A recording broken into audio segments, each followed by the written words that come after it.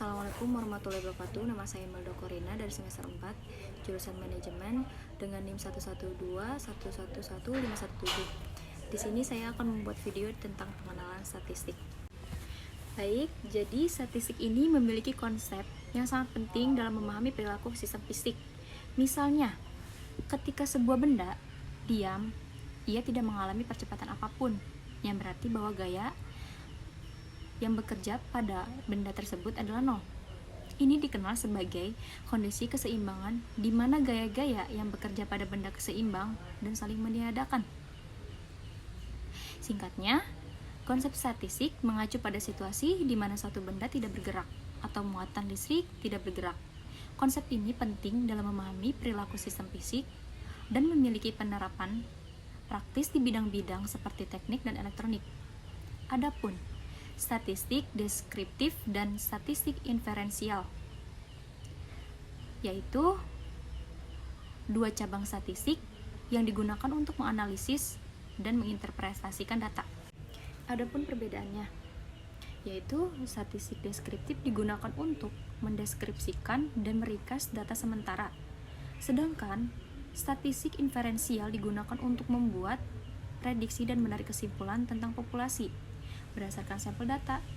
Jadi, kedua cabang statistik itu penting dalam analisis data dan membantu memberikan wawasan tentang beberapa aspek data. Dalam statistik pun ada yang dinamakan dengan populasi, sampel, data, dan skala pengukuran. Untuk statistik populasi dan sampel adalah dua istilah yang penting digunakan untuk menggambarkan sekelompok individu atau objek yang sedang dipelajari.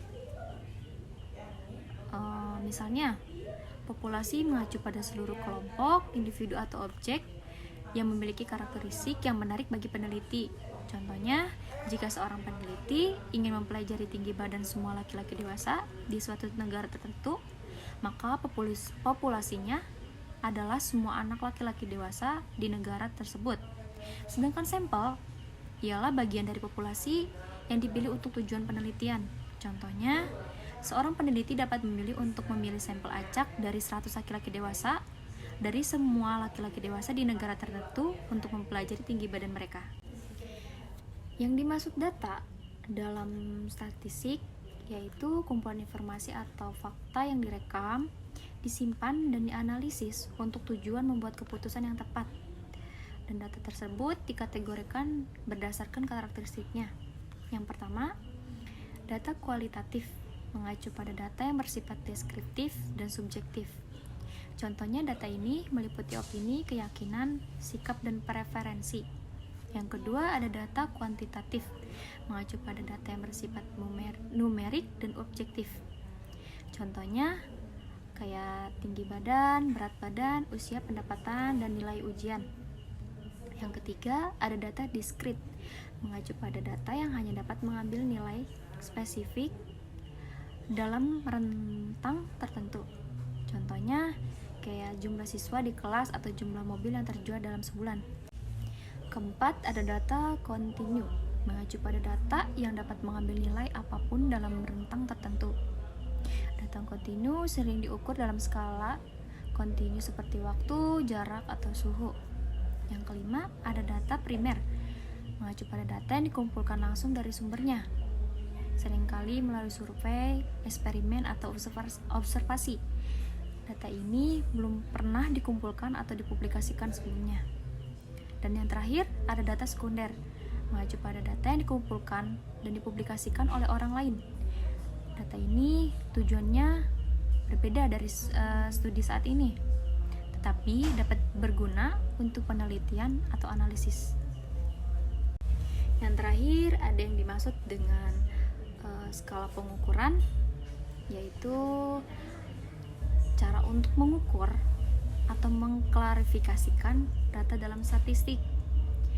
Dan terdapat 4 jenis dalam data pengukuran. Yang pertama, ada skala nominal, yaitu skala pengukuran data yang mengelompokkan data ke dalam kategori atau label tanpa mempertimbangkan urutan atau nilai antara kategori.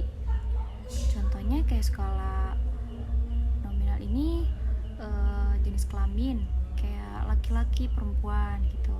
Terus jenis pekerjaan kayak guru, dokter, polisi, atau kayak kalau warna itu merah, biru, dan hijau.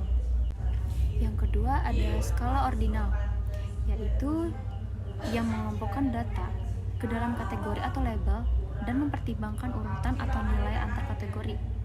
Contohnya tingkat pendidikan seperti SD, SMP, dan SMA.